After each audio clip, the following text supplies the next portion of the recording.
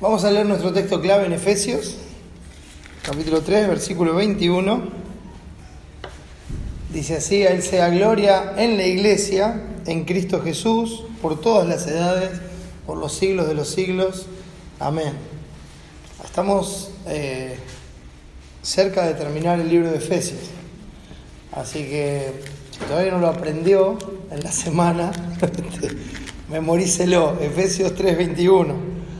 Así cuando terminamos, siempre tenemos vivo ese recuerdo de lo que es la clave de esta preciosa epístola y clave también para la vida de la iglesia, ¿no? Así que gracias a Dios por su palabra, por la obra de Cristo que lo hace posible, y que a Él sea la gloria en la iglesia, en este cuerpo de Cristo, en los redimidos de Dios, en la Jerusalén celestial, en Jesucristo. Él es la cabeza. Así que gracias a Dios por todo. Hemos visto hasta aquí más de una vez ya cómo el hecho de querer dar la gloria a Dios en este mundo va a encontrar oposición, resistencia, y eso va a llevar a una batalla. Y a esta altura, ya estamos en el capítulo 6 y hemos avanzado hasta el versículo 14. Hoy avanzaremos un poquito más con la ayuda del Señor. Hemos visto que la batalla por darle la gloria a Dios es una constante en la vida cristiana. No es una batalla que se libra exclusivamente en algunos momentos y en algunas situaciones específicas, ¿no? Es una batalla que se da constantemente en la vida cristiana, aún en la intimidad. Esta batalla se desarrolla. Recuerde que el campo de batalla de esta lucha espiritual es la mente. Creo que Cristo lo expresó muy bien en el Sermón del Monte cuando dice cuando habla del homicidio, y dice que fue escrito: no matarás, pero os digo que si alguno se enoja en su corazón contra su hermano, ya es culpable. Entonces lo lleva al pecado a un plano más profundo. Hasta el día de hoy, algunos así mismos llamados cristianos aseguran que se puede vivir sin pecar, lo cual claramente contradice las Escrituras y lo que Cristo nos ha enseñado, porque el texto después sigue diciendo que si alguno mira a una mujer para codiciarla en su corazón, ya es culpable de adulterio, ¿verdad? Entonces el problema no está solamente afuera de nosotros, el problema está dentro de nosotros. Y la batalla se desarrolla dentro de nosotros, en nuestra mente, en nuestro corazón. Cómo las cosas que están a nuestro alrededor, lo que la Biblia llama las acechanzas del diablo, están constantemente tirando de eso que hay adentro nuestro para sacarlo afuera. Todo el tiempo seduciendo las concupiscencias para sacarlo afuera, para llevarnos otra vez al pasado, al mundo, a la vida vieja. Entonces, no tiene que ver solamente con lo externo, con lo que se ve, con lo que se muestra, sino que estamos hablando de lo que pasa en el corazón. En el corazón. ¿Se acuerda cuando Cristo hablaba con los fariseos? Le dice: ustedes son sepulcros blanqueados. O sea, afuera se los ve re lindo, pero no se olviden que están en un cementerio y que adentro son huesos muertos, ¿verdad? Entonces no se trata de la apariencia externa, sino que la transformación del cristiano tiene que ver, como dice Romanos 12, con algo que cambia de adentro hacia afuera. Cuando se renueva el entendimiento de la mente, cuando cambia la forma de pensar, cuando uno muere a sí mismo para no pensar por sí mismo y su propia prudencia, sino a través de la palabra de Dios, a través de lo que Dios enseña. Y ver las cosas no a través de lo que uno busca, sino a través de la voluntad de Dios. Esa es la batalla. Y esa batalla, como nos dice el texto, no es contra carne y sangre. Es una batalla espiritual. Y hay un enemigo bien marcado, que es el diablo, que dice que está constantemente poniendo las acechanzas a través de todos los recursos que tiene, como ya hemos visto. Entonces, cada día, en todas las áreas de la vida, encontramos oposición a la verdad del Evangelio que Cristo ha hecho morar en nosotros. Porque ya hemos visto que cuando somos tentados es porque nosotros ya fuimos enseñados en lo que le agrada a Dios. Entonces estamos siendo tentados a hacer lo que nosotros queremos en lugar de lo que ya sabemos que a Dios le agrada. ¿Verdad? Y esto pasa adentro. Por ahí no lo ve nadie, no sabe nadie, hasta que a veces eso se exterioriza en alguna acción, en alguna reacción, en alguna forma. Y eso es cuando reventaron las vallas de contención, ¿vio? Cuando se rompió el dique y las aguas que estaban adentro saltando, se rompe el dique. No es culpa de nadie más que de lo que había en el corazón, en el propio corazón.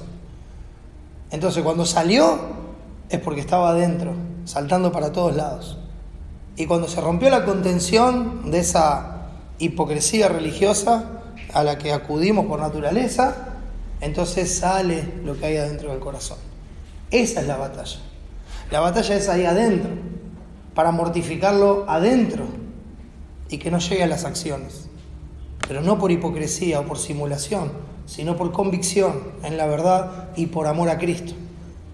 Ese es el punto y eso es lo que se trata en nuestro pasaje. Encontramos todo el tiempo ataques a la integridad de la justicia de Cristo que cubre nuestras almas, todo el tiempo. Como vimos en el mensaje anterior, encontramos opciones, encontramos variantes. En este mundo nos ofrece las circunstancias, todo lo que pasa alrededor. Encontramos esas variantes para reemplazar lo que Dios quiere por nuestra concupiscencia. Bueno, yo sé, Dios quiere que sea un pacificador y te lo voy a explicar a los golpes. ¿Me explico? Le gritamos al otro que somos pacificadores. ¿No ves que la Biblia dice que no hay que gritar? ¿Se da cuenta? Es la profundidad de nuestra hipocresía. De repente queremos cumplir algo o hacer algo y para cumplirlo nos enojamos y también nos enojamos con aquellos que no lo cumplen. Y se enerva nuestro corazón y lo único que está mostrando es lo que hay en nuestro corazón. Que no lo podemos disfrutar y que no podemos mirar al otro con compasión. Ahí está la batalla, en el corazón. Ahí está la batalla. Entonces nos volvemos exigentes, nos volvemos legalistas, nos volvemos jueces de todo el mundo. Le empezamos a, como dice, a contar las costillas a todos, ¿verdad? Bueno, ahí está la batalla. Son esas opciones que nos da este mundo a lo que Dios quiere que sea realmente. Ahora es fundamental, como dice el texto, tomar toda la armadura de Dios, tomarla por la fe y proteger así nuestra mente de las acechanzas del enemigo. Debemos ceñir nuestro entendimiento con la verdad para entender la voluntad de Dios y no andar como necios, sino como sabios, como enseña el capítulo 5 de Efesios. Debemos cubrir la fuerza vital de nuestra vida, y estoy hablando de la vida espiritual, con la justicia de Cristo. La razón por la que estamos vivos es Cristo y su justicia. Y vuelvo a insistir, estamos hablando de la vida espiritual. La razón por la que tenemos vida, por la que tenemos esperanza, por la que estamos en pie, es la justicia de Cristo. Entonces debemos mantenernos en el camino angosto que lleva a la vida para honrar a Dios. Debemos mantenernos en ese camino. No debemos apartarnos ni a diestra ni a siniestra. Por eso, leemos los versículos 14 y 15, después que decía que tomemos toda la armadura de Dios. Efesios 6:14 dice: estad pues firmes, ceñidos vuestros lomos con la verdad y vestidos con la coraza de justicia y calzados los pies con el apresto del evangelio de la paz. Los integrantes de la iglesia, mis hermanos, se aferran al evangelio de la paz. Vamos a orar y pedirle a Dios que nos ayude a que no nos apartemos ni a derecha ni a izquierda de la senda marcada por el evangelio de Jesucristo. Oremos.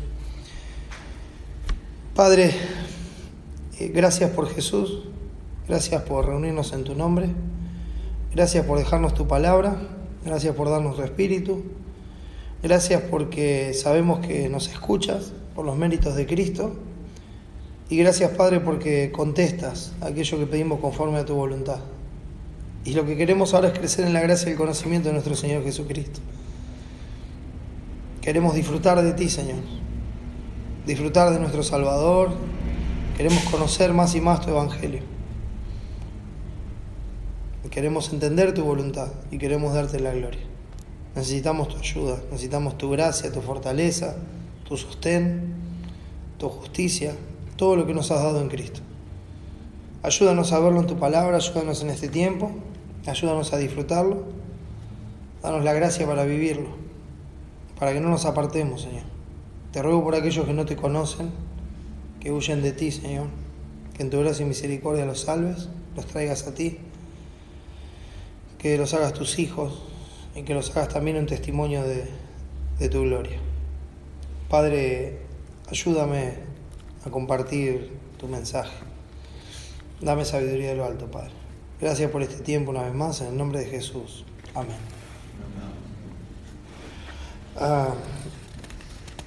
Debería llamarlo la consistencia del Evangelio, si tuviera que llamarlo de alguna manera.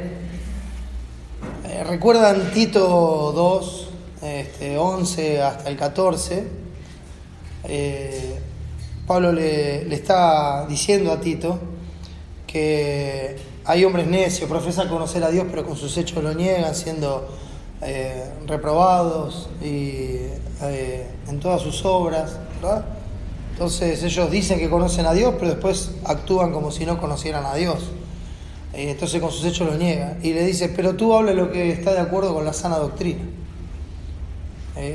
No sigas el ejemplo de estos hombres. Vos hablá de acuerdo con lo que está, hablá de acuerdo a lo que es la sana enseñanza de Dios, a lo que Dios nos enseña. Y entonces empieza a decir distintas áreas, ¿no? Le habla a los ancianos, a las ancianas, hablando de personas de edad. Le habla a las mujeres, le habla a los jóvenes, le habla a los hombres, le habla a todos, diciendo cómo debe ser su conducta. Y cuando uno piensa, bueno, ¿por qué esto tiene que ser así? El versículo 11 dice, porque la gracia de Dios se ha manifestado para salvación a todos los hombres. Obviamente cuando hablamos de la gracia de Dios estamos hablando de nuestro Señor Jesucristo, lleno de gracia y de verdad. Entonces, la gracia de Dios se ha manifestado para salvación a todos los hombres. ¿Y cómo se manifestó? Dice el versículo 12, enseñándonos que renunciando, poniendo voluntariamente al lado esas cosas, es lo que significa la palabra renunciando, tomar lo que es de uno y ponerlo voluntariamente aparte, ya para decir esto no me sirve más. Entonces, ¿qué nos enseña? Que renunciando a la impiedad, o sea, al hecho de vivir sin estar de acuerdo con Dios, al hecho de vivir diferente a como Dios quiere que se viva y diferente al propósito con el cual Dios nos creó. Esa es la impiedad, lo que nos lleva en un camino de pecado. Entonces, renunciando a la impiedad es nuestra, no es de Dios, de sus hijos es la mancha, la impiedad es nuestra, la rebeldía es nuestra, el pecado es nuestro, y la gracia de Dios nos enseñó que debemos renunciar a eso, que es nuestro por naturaleza, tomarlo voluntariamente y ponerlo al lado, decir esto no me sirve más, fuera de acá. Renunciando a la impiedad y a los deseos mundanos, dice el texto, o sea, la concupiscencia de nuestro corazón. 1 Pedro 4 nos enseña, ¿no?, que Cristo terminó con el pecado, para que ya no vivamos el tiempo que nos resta en la carne conforme a la concupiscencia, sino conforme a la voluntad de Dios. Hemos mencionado esto a lo largo de esta epístola 1000 veces o más, porque es fundamental en nuestra vida comprender el sacrificio de Cristo. Y eso nos enseña la gracia, que renunciando a la impiedad y a los deseos mundanos, vivamos en este siglo sobria, justa y piadosamente. ¿Recuerdan cuando dice Efesios 5, no os embriaguéis con vino, lo cual hay disolución? Lo contrario de estar embriagado es la sobriedad. No se embriaguen con este mundo, ese es el vino, los deseos mundanos, las cosas de este mundo. No se llenen de esas cosas, sean sobrios. Estén llenos del Espíritu Santo. Entonces dice, vivamos en este siglo, en este tiempo que nos toca vivir a cada uno de nosotros, sobria, justa, acorde a lo que a Dios le agrada, y piadosamente, que significa alineados con Dios. O sea, haciendo la voluntad de Dios. Esa es la piedad. Estar alineados con Dios, con la voluntad de Dios. ¿Y cómo se hace esto? Aguardando, o qué pasa mientras uno hace esto, aguardando la esperanza bienaventurada y la manifestación gloriosa de nuestro gran Dios y Salvador Jesucristo. Entonces, fíjese que uno renuncia a la impiedad, a los deseos mundanos, vive sobria, justa y piadosamente, y una persona que vive así es esa persona que está aguardando la promesa de Cristo y su venida. Es como cuando 1 de Juan 3 dice que le vamos a ver cara a cara, y todo aquel que tiene esta esperanza se purifica a sí mismo, así como Él es puro. Purificar es quitar la mezcla. ¿Sí? Cuando uno va a purificar algo es porque eso está corrompido, está mezclado. Entonces cuando uno lo purifica, va sacando aquello que no corresponde, que no pertenece, para que sea cada vez más puro. Entonces va sacando lo mundano para que sea cada vez más de Dios. ¿Sí? Es el proceso de santificación que Dios hace en nosotros por la obra del Espíritu Santo, de su palabra, y dándonos esta esperanza. La esperanza bienaventurada de la manifestación gloriosa de nuestro gran Dios y Salvador Jesucristo, quien se dio a sí mismo por nosotros para redimirnos de toda iniquidad y purificar para sí un pueblo propio, celoso de buenas obras. Entonces Él se da a sí mismo, se entrega a sí mismo, ¿con qué propósito? Purificar para sí, o sea, quitarle toda impureza a un pueblo propio que Él compró con su propia sangre. Pueblo propio, dice, celoso de buenas obras, una característica fundamental en el pueblo de Dios. Es un pueblo celoso de buenas obras, es un pueblo que está ávido de las buenas obras que Dios preparó de antemano para que anduviesen en ellas. Es un pueblo que no puede estarse quieto como si Dios no existiera y seguir con la vida de este mundo, haciendo las cosas que hacía antes y disfrutando las cosas que disfrutaba antes. No, el pueblo de Dios, el verdadero pueblo de Dios, es un pueblo que está celoso, que está totalmente entregado a las buenas obras que Dios preparó de antemano para que anduviésemos en ellas. ¿Sí? Después en el capítulo 3 va a decir que hay que insistir con firmeza, que los que conocen a Dios se ocupen en buenas obras. ¿Conoces a Dios? Hacé la voluntad de Dios. Es así de simple. Si vos decís que conocés a Dios, entonces poné por obra su voluntad. Dejá de poner excusas, dejá de entretenerte con este mundo y hacé lo que Dios manda. Ese es el punto. Porque la vida que resta es corta. Y el mayor tesoro lo tenemos en Cristo. No hay que buscarlo acá. Entonces, es clave, mis hermanos, para lo que estamos viendo, comprender el propósito de la obra de Cristo, no solamente en el plano de la eternidad, que es como normalmente lo conocemos. Soy salvo, voy al cielo. Ya soy salvo, voy a estar toda la eternidad con Cristo. Dios ya me salvó, nadie me va a arrebatar de su mano, soy eternamente salvo. Gloria a Dios, es una verdad. Pero mientras tanto, ¿qué? Hasta que llegue esa eternidad, ¿qué? Porque no conozco a ninguno de esos que dice, gloria a Dios, me salvó, voy eternamente con Él, y se va corriendo y se tira del puente, porque se quiere ir ya con su Señor. No pasa eso, ¿verdad? No pasa. Entonces hay que entender el propósito de la salvación, no solamente en el plano de la eternidad, sino en cómo se refleja en esta vida terrenal.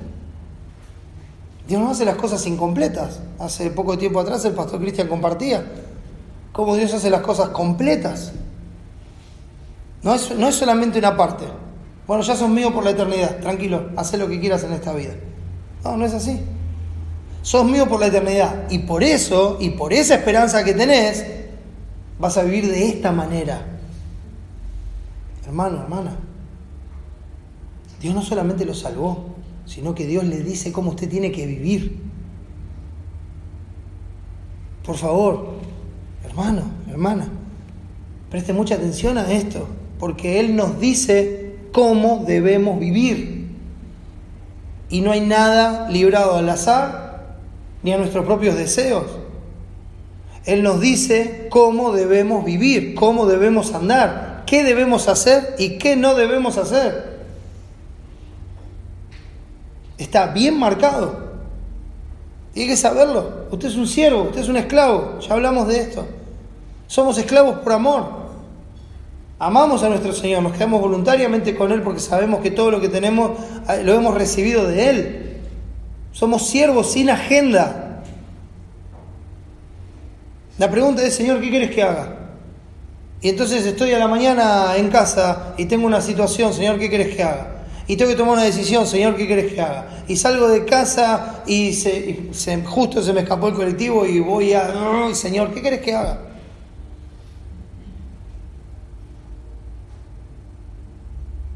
Y me trataron mal. Bueno, gracias, Señor, por darme esta oportunidad de mostrar el carácter de Cristo. ¿Qué querés que haga? ¿Se da cuenta? No, nosotros hacemos al revés.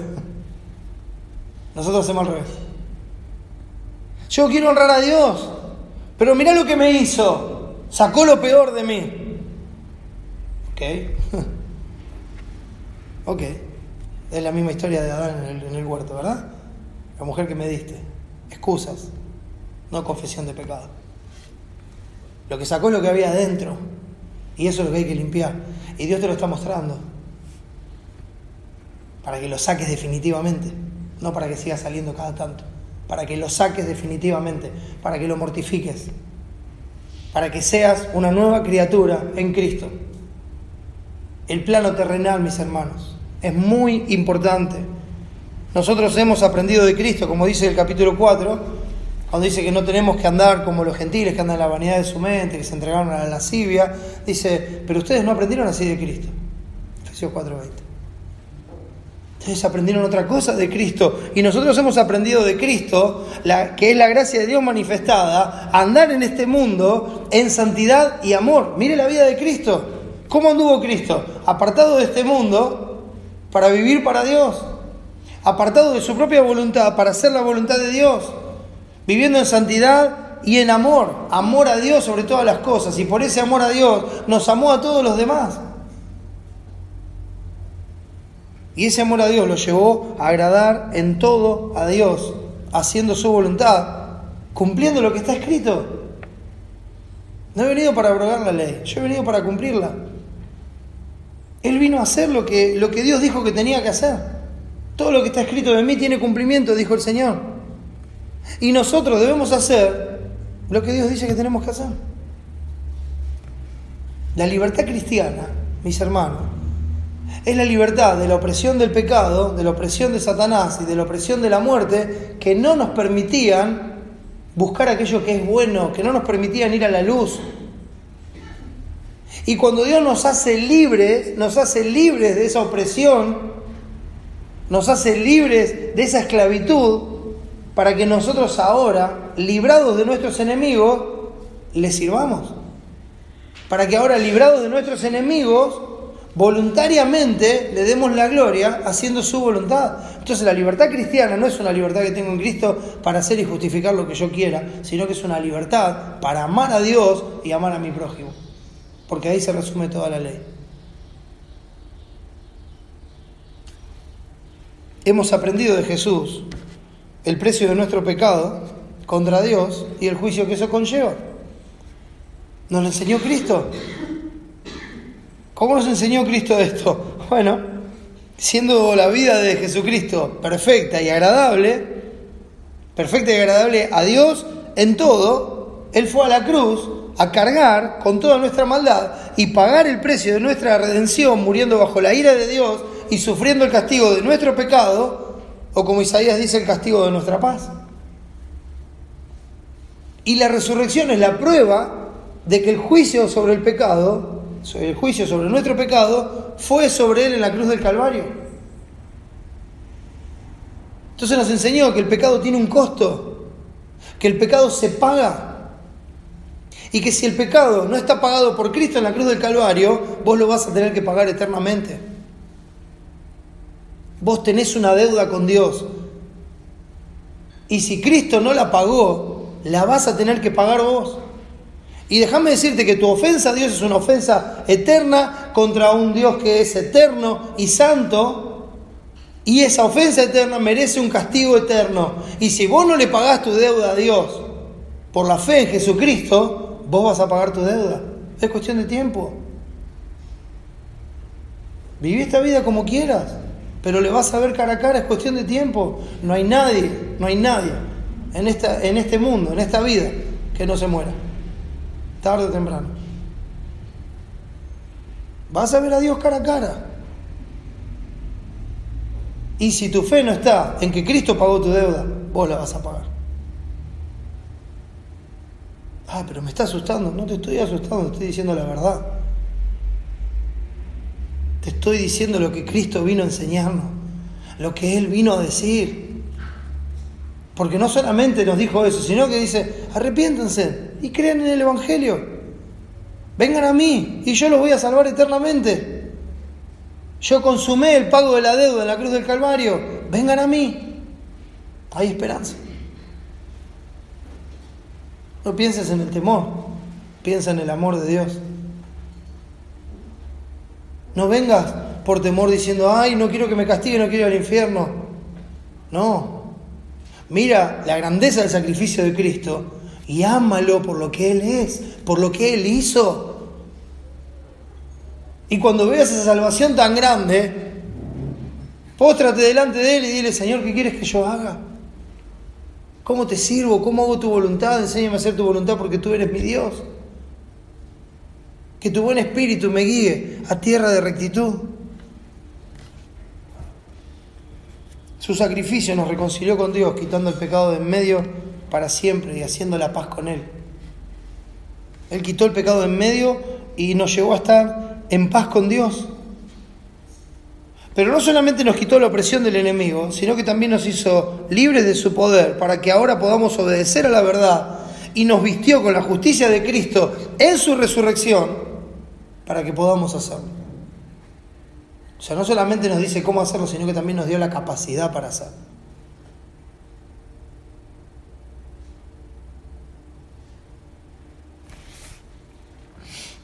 El propósito, mis hermanos, no solamente fue la salvación eterna. No, eso no es el único propósito, sino también un pueblo propio, que a través de las obras de su fe le dé la gloria a Dios, anunciando a este mundo sus virtudes. Por eso estamos acá, para anunciar sus virtudes, para nada más, para ninguna otra cosa. No, pero yo estoy acá para mi familia. Anuncies las virtudes de Dios y va a cuidar de su familia como nunca la cuidó. No, pero yo estoy acá y tengo que trabajar. Anuncie las virtudes de Dios y va a ser el mejor trabajador que nunca fue. La vida cristiana no es contraria a las responsabilidades que el mismo Dios soberano en su providencia nos ha dado. La vida cristiana nos enseña que todas esas cosas no son el fin de nuestra vida, sino tan solamente un medio para darle la gloria.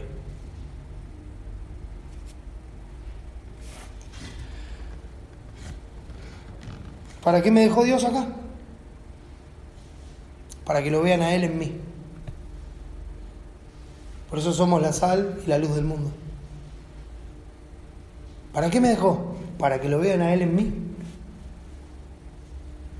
Yo sé, hermanos, este es el momento de examinarnos y decir, ¿están viendo a Cristo en mí? ¿Están viendo su carácter en mí? ¿Están viendo lo que Él es en mi vida, en mis acciones, en lo que hago? En casa, en el trabajo, en la escuela, en el barrio, que llámelo como quieran. ¿Están viendo a Cristo en mí? ¿O están viendo a otro más del mundo?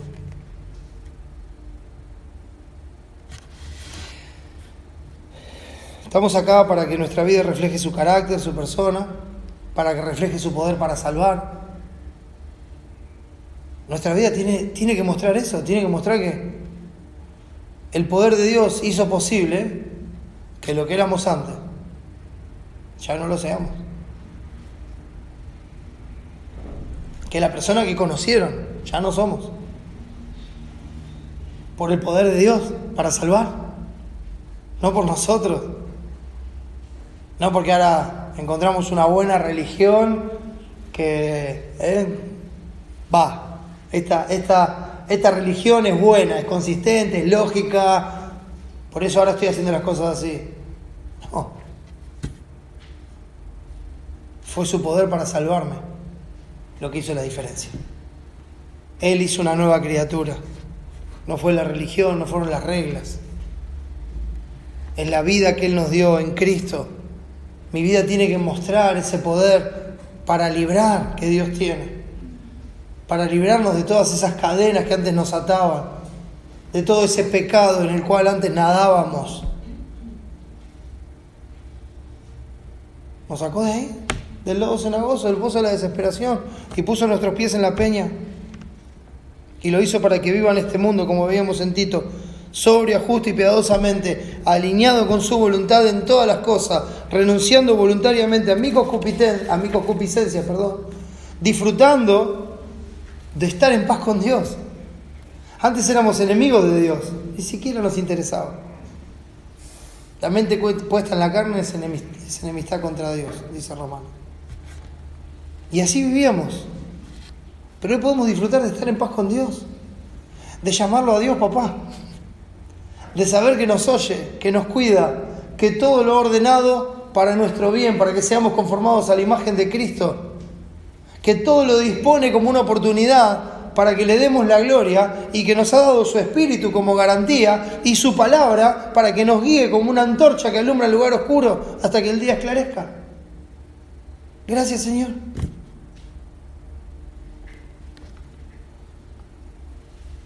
Y también, todos los que quieren vivir piadosamente en Cristo Jesús padecerán persecución. Todos los que quieran vivir piadosamente en Cristo Jesús padecerán persecución, dice 2 Timoteo 3:12. Sé que es un texto que hemos visto mucho, mis hermanos, pero tiene que ver con la batalla. Este mundo está satánicamente orquestado con las acechanzas del diablo para darnos constantemente, escuche bien, ¿por qué no diría para darnos pelea, para darnos batalla? ¿Sabe cómo nos da pelea, cómo nos da batalla este mundo? Está orquestado satánicamente para darnos constantemente, en donde estemos, a donde vayamos, opciones a la voluntad de Dios que seduzca nuestra concupiscencia. Es una batalla espiritual. Cuando sale algo malo de nosotros, es porque tomamos la opción que sedujo nuestra concupiscencia y lo sacó para afuera. Lo sacó. Fue. No. Usted sabe, yo sé que hay un proceso. Que las cosas no salen así. Hay un proceso. Y sale. Opciones hay todo el tiempo. Todo el tiempo, en todas las situaciones, en todas las cosas que hacemos, hay opciones para hacer lo que a Dios no le agrada. Somos constantemente perseguidos por el enemigo con el fin de que nuestras vidas blasfemen la palabra de Dios, blasfemen su doctrina y que el enemigo tenga cosas malas que decir de nosotros. Ese es el punto. Ese es el punto. Mira, ese es el cristiano. Eso te enseñan en tu iglesia. ¿Sí? Eso dice tu Biblia. Creo que todos en algún momento hemos escuchado estos reproches de alguien, ¿verdad? En el camino diario, mis hermanos, las trampas, las acechanzas que están puestas para atrapar nuestros pies, están estratégicamente colocadas. Por favor, hermano, cuando hablamos de acechanzas, hablamos de algo que está estratégicamente hecho. No tenemos un enemigo descuidado que tira por tirar.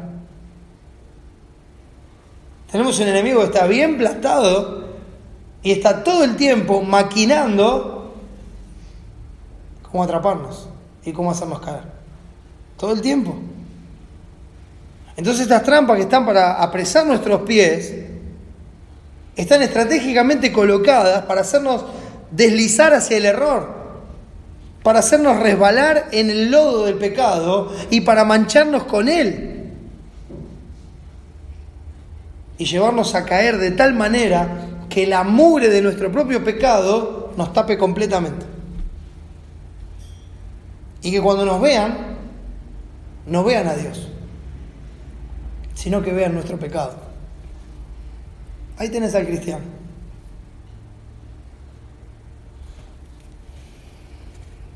Hermanos, no tenemos un enemigo bromista, que se está riendo, que nos hace chistes, nos pone trampitas. No, hermano. Tenemos un enemigo que es mentiroso y asesino por naturaleza. Dice, pero yo no me morí nunca. No, sí, lo veo. Veo que todavía no se murió. Pero piense qué tipo de asesino es, porque esta es una batalla espiritual. El enemigo sabe perfectamente de dónde nos sacó Dios. Y sutilmente al principio, abiertamente un poco más adelante, y ya descaradamente en el final, nos quiere arrastrar fuera del camino hasta que todos vean que somos igual que los demás. Entonces va sutilmente, cuando la conciencia se va cauterizando, porque al principio nos dice, no sé, puede ser, Entonces se va haciendo abiertamente, porque uno ya lo va aceptando, lo va dejando entrar otra vez, empieza a convivir con eso, y luego se vuelve descarado. Sí, ¿y qué? Bueno, yo soy así, ¿y qué? Al que no le gusta que no me mire. ¿Verdad? Entonces se vuelve descarado. Y tan descarado que dice, sí, pero yo estoy bien con Dios, Tremendo. Abandoné todo lo bueno. No tengo nada que ver con Dios, con su iglesia, pero yo estoy bien con Dios, Yo estoy bien. No te preocupes por mí, que estoy bien. No hay nada que preocupe más a un pastor que cuando alguien dice eso. Y cuando digo un pastor, no lo digo por mí, lo digo por Cristo, que es el pastor de nuestras almas. Jesús, no te preocupes por mí, yo estoy bien. ¿En serio? Yo veo tu corazón.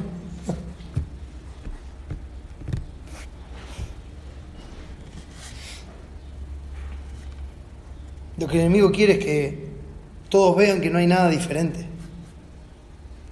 Que actuamos de la misma forma, que hacemos las mismas cosas, que tenemos los mismos gustos, que nos deleitamos en las mismas cosas que el mundo, que tratamos las cosas como el mundo las trata, gustamos lo que el mundo gusta y hacemos lo que el mundo hace. Lo que ataca el enemigo es su vida espiritual. Cuando hablamos de un asesino, y hermano, no estoy hablando de pérdida de salvación, pero quiero que lo piense. Hablamos de un asesino que ataca su vida espiritual. Esa es la que él quiere matar. Esa es la que no quiere que se vea.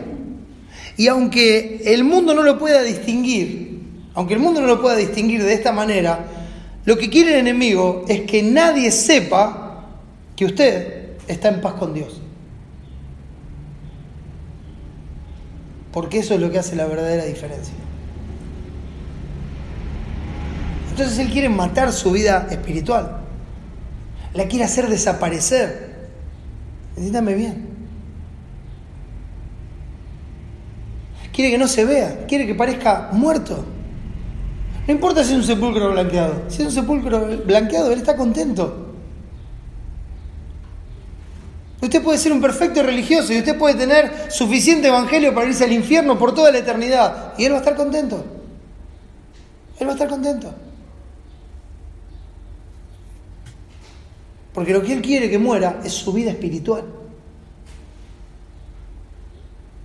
Porque ataca directamente la imagen de Dios. Va directamente contra su gloria, contra la manifestación de su gloria. Ese tipo de asesino silencioso es.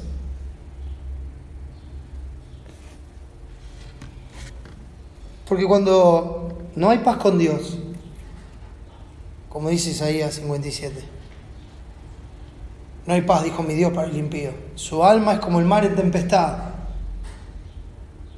que no puede estarse quieto, y sus aguas arrojan cieno y lodo. Es una ilustración de nuestro pecado. Cómo está tan convulsionado que lo único que sale para afuera es cieno y lodo. Y eso es el resultado de la falta de paz con Dios, de no estar en paz con Dios, de que el pecado no haya sido quitado del medio. Eso es la prueba de la enemistad con Dios. Y eso es lo mismo que quiere hacer Satanás. Aunque el mundo no lo pueda distinguir. No importa. No importa. Pero quiere que no se note que está en paz con Dios. Porque cuando no hay paz con Dios, el alma está turbada, cargada, abatida. Se refleja, no solamente en el alma, se refleja en el semblante, en el rostro. Así como el corazón alegre hermosea el rostro, el espíritu abatido. ¿Cómo se ve, mis hermanos, en el semblante? ¿Cómo cambia? ¿Cómo cambian las cosas? Al principio, una buena sonrisa lo disimula, pero es cuestión de tiempo nada más. Para que se vea la verdad. Es cuestión de tiempo. Y eso es lo que busca el enemigo. Cuando ese cristiano empieza a arrojar cieno y lodo, porque no hay paz, dijo mi Dios, para el impío, y entonces ese comportamiento tan carnal, tan mundano, muestra que no hay paz con Dios. Entonces el enemigo dice, listo, objetivo cumplido, batalla ganada, no se ve la vida de Cristo, no se ve a Jesús, no se ve su carácter, el enemigo ha sido eliminado, dejémoslo tranquilo. Déjalo tranquilo, que siga así. Que piense que está bien, no importa, que siga así. Total, ya no nos hace daño. No refleja nada, no muestra nada de Cristo, está autoengañado, déjalo que siga así.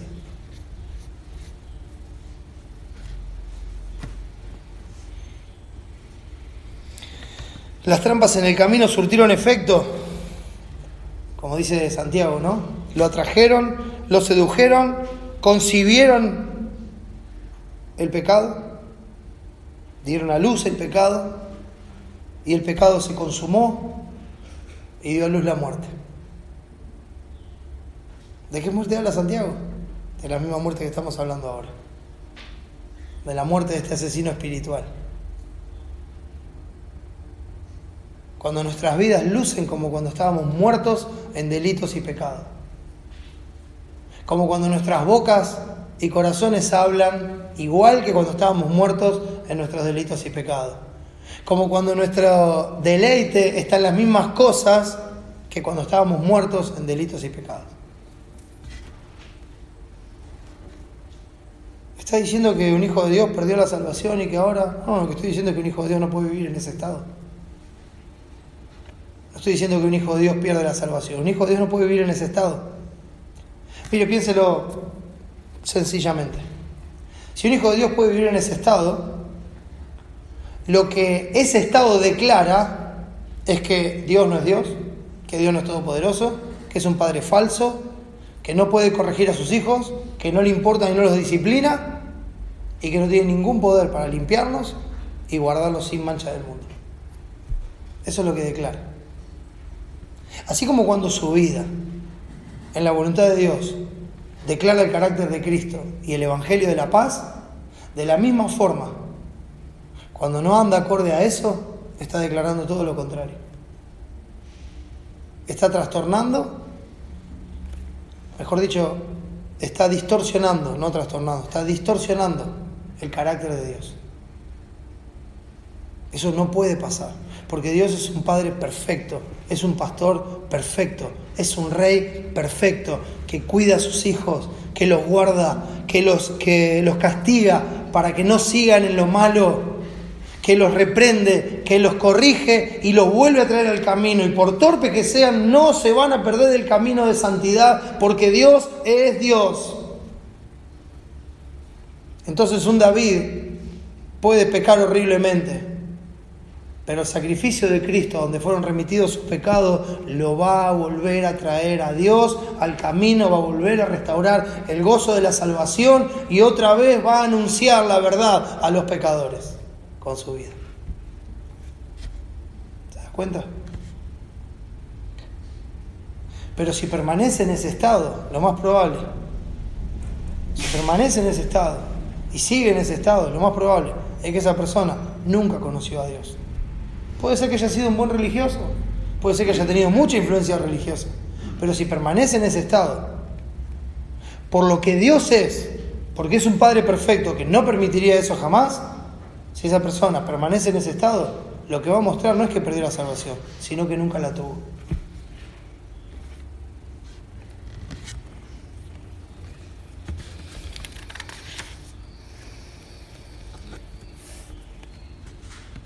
Entonces cuando pasa esto, sencillamente uno dice, victoria del diablo. Por eso, mis hermanos, es necesaria la armadura de Dios, toda la armadura, a eso apunta. Dijimos que la armadura está enteramente relacionada con el Evangelio. La mente debe estar ceñida con la verdad del Evangelio, de tal manera que se ajuste siempre a lo que a Dios le agrada, de tal manera que pueda comprobar lo que es agradable al Señor, de tal manera que entienda cuando venga el cruce de caminos, cuál es la voluntad de su Señor. Por eso se nos anima a ceñir los lomos de nuestro entendimiento con la verdad de Dios, como ya vimos anteriormente. Su vida en Cristo, su razón de vivir, su vida espiritual, no está basada en nada que haya hecho o que usted hará en el futuro, sino que solamente está basada en la justicia de Cristo que Él le dio cuando usted murió juntamente con Él en la cruz y resucitó con Él. Porque Él fue entregado por nuestras transgresiones, pero resucitado para nuestra justificación. Entonces el orgullo es mortificado, la jactancia queda fuera, las acusaciones y la condenación ya no tienen lugar. Por eso, mi hermano, no solamente ciña los lomos con la verdad, sino cúbrase con la coraza de justicia. Recuerde, tiene que amurallar su mente con la verdad. Tiene que cubrir esa mente con la justicia de Cristo. Y si la mente está resguardada por la verdad y la vida está protegida por la justicia de Cristo, entonces el andar en este mundo será acorde a la fe del Evangelio, será acorde a la paz que Dios le dio por Jesús. El andar va a reflejar la vida de Dios, el andar va a reflejar el Evangelio en el cual usted confió, creyó, y el Evangelio que usted vive será acorde a la paz que Dios le dio por Jesús. Y esta paz, mi hermano, mi hermana, lo va a llevar por el camino de las buenas obras que Él preparó de antemano, a través de un camino que está lleno de trampas, es un camino oscuro. ¿Sabe qué? Ya lo he dicho otras veces. Es un campo minado de noche. Es un campo minado de noche. Y el único que sabe dónde están las minas que lo van a hacer explotar es Dios. Y para que usted no las pise, se lo dejó escrito en su palabra. Para que usted atraviese ese campo minado confiando solamente en la luz de la palabra. Porque lámpara es a sus pies su palabra. Lámpara es a mis pies tu palabra y lumbrera en mi camino. Esa lámpara que se ata en la canilla de la pierna y que alumbra un paso a la vez. Un paso a la vez. Eso es lo que alumbra. Su andar en este mundo debe reflejar su relación con Dios. Debe reflejar su amistad con Dios y por consiguiente debe reflejar su enemistad con el mundo. Pero no porque aborrecemos al mundo o las personas de este mundo, no, porque la lucha no es contra carne y sangre, es una batalla espiritual. Debemos aborrecer todo lo que este mundo ofrece para que los hombres que viven en este mundo, esclavos del pecado, de la muerte y de Satanás, vean la luz de Cristo y vengan a Él a buscar la salvación de sus almas. Esa es la razón. No caerle simpático, sino mostrarles la verdad. Su caminar, su conducta debe reflejar que ha sido adoptado por Dios como su hijo y que el pecado ya no lo domina. Sus obras deben reflejar el Evangelio de la paz por medio de Jesucristo y deben reflejar que este es Señor de todos. Por eso la importancia del apresto. Dice el texto, y calzados los pies con el apresto del Evangelio.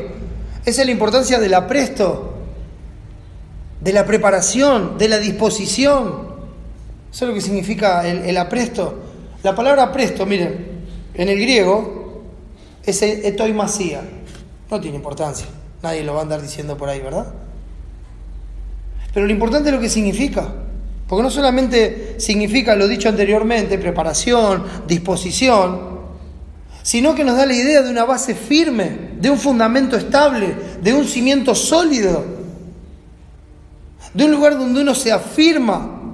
La idea es que el Evangelio de la Paz sea lo que nos afirme, sea el lugar donde nos apoyemos, donde nos sostengamos, donde nos aferremos para no deslizarnos, para no resbalar, para no caer, a donde nosotros estamos sujetos. Esa es la idea que nos da la palabra. Para que nuestra conducta sea un testimonio estable del Evangelio de la Paz. Si usted quiere pensar en armaduras antiguas, usaban hasta unas botas que eran de lata y que abajo tenían clavos. ¿Sabe por qué?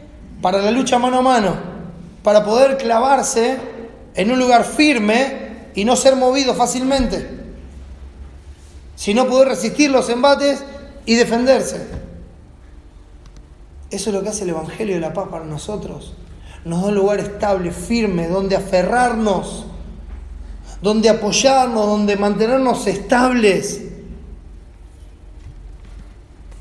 para que nuestra conducta sea un testimonio constante del Evangelio de la Paz.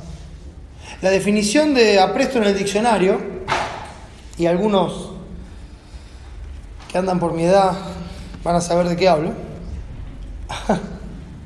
Cuando digo apresto, algunas mujeres se acuerdan. Cuando yo era chico, mi mamá planchaba las camisas con apresto, ¿verdad? ¿Se acuerdan? ¿Sí? No sé si algunos todavía lo usan, pero me acuerdo que la camisa salía como si fuera una coraza. Yo he usado camisas así. Le ponían almidón, ¿verdad? Se las planchaba, quedaban impecables, no tenían una sola arruga. Y ahí quedaba la camisa así. O sea, hasta en algún momento le quedaba separada del cuerpo. Porque venía tan lisa, así, ¿verdad? Hasta parecía que tenía más cuerpo del que tenía, ¿verdad? El cuellito duro ahí, no, así, ¿ah? Sin una arruga. Creo que ya no se usa hoy. Hoy ya las arrugas son algo... Las arrugas, los tajos, ¿no? Ya es otra cosa. Es otro tiempo. Pero la palabra, la definición de diccionario, de apresto, es preparación a que se someten los tejidos para que tengan mayor consistencia. Hay una preparación para que el tejido, en este caso las telas, tengan una mayor consistencia, para que no sean flácidas, para que no se arruguen, para que no se muevan de acá para allá. Eso es lo que hace el Evangelio en nuestras vidas, nos afirma, nos establece, nos hace constantes, nos hace consistentes con el Evangelio. Se ve el Evangelio en nosotros, se ve el carácter de Cristo. No estoy hablando de perfección, ninguno de los que estamos acá somos perfectos y ninguno de los hijos de Dios en todo el mundo es perfecto, ninguno. Pero ¿sabe qué? Se ve el carácter de Cristo. Porque hacemos todo lo que Él quiere, como David. Cuando vemos nuestro pecado, cuando somos confrontados con nuestro pecado, lo confesamos, nos apartamos y dependemos de la gracia y la misericordia de Dios. Nos arrepentimos, pedimos perdón, buscamos arreglar las cosas como Dios manda para honrar a Cristo, para cubrirnos con su sacrificio. No se ve perfección, se ve mansedumbre, se ve humildad. Se ve personas que son pobres en espíritus y que andan humillados, buscando agradar a Dios y con temor de ofenderle. Entonces aman a los demás. Y ya no se trata de si merecen o no que los amen. Los aman porque Dios es amor. Y porque así nos amó Él a nosotros.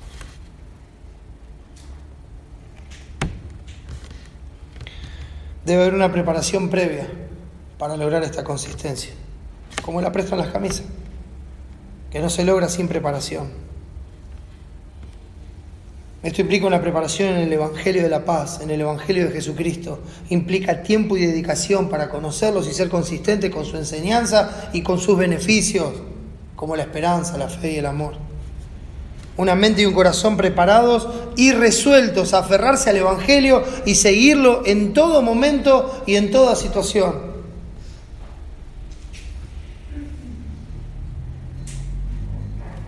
Mira que te mando que te esfuerces y seas valiente, no temas ni desmayes. Yo voy a estar contigo. No te apartes ni a diestra ni a siniestra de toda esta palabra de la ley. No te apartes. Síguela. Busca la paz y síguela. Busca a Cristo, porque Él es la paz, y síguelo. Aférrate a Él, aférrate a su Evangelio, el Evangelio que te lo dio a conocer. Tienes que estar resuelto de corazón a darle la gloria a Dios. Tienes que estar aferrado a ese Evangelio de la paz y seguirlo en todo momento y en toda situación, por más dura que parezca, por más insoportable que parezca. La idea de la armadura es que podamos estar firmes contra las acechanzas del diablo, ¿verdad? Es lo que dice el versículo 11, es lo que dice el versículo 13. Estar firme contra las acechanzas del diablo, firmes en la fe del Evangelio. Por eso debe ser nuestro calzado aquello que nos aferra al camino. Calzados los pies con el apresto del Evangelio. Un camino que muestra paz con Dios y que nos lleva, en cuanto dependa de nosotros, a estar en paz con todos los hombres. Un camino que muestra que somos hijos de Dios, que somos pacificadores, que nuestra herencia está en los cielos, que tenemos hambre y sed de justicia y que está totalmente saciada en Cristo. Por eso, mis hermanos, los integrantes de la iglesia se aferran al Evangelio de la paz. No le pregunto solamente a los integrantes de la iglesia, sino que te pregunto a vos que no has confesado a Cristo. ¿A qué estás aferrado?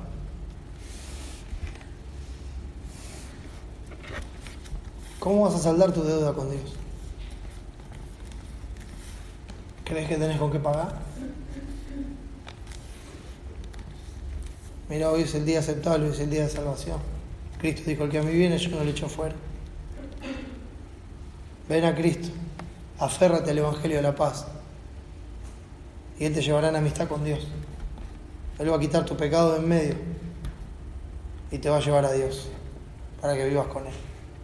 Ven a Cristo. Iglesia, sigue a Cristo, que tus pies estén firmes en el Evangelio de la paz de nuestro Señor Jesucristo. Amén. Amén. Vamos a orar. Gracias, Padre, por este tiempo. Gracias por tu palabra. Gracias por la obra de Cristo. Ayúdanos a andar como es digno de tu Evangelio y a darte la gloria en todo. Ayúdanos a aferrarnos y a afirmarnos en el Evangelio. Ayúdanos, Señor, a usar el tiempo que tengamos que usar para conocerte, para aferrarnos a ti y para darte la gloria en todo. Gracias, Padre, por este tiempo.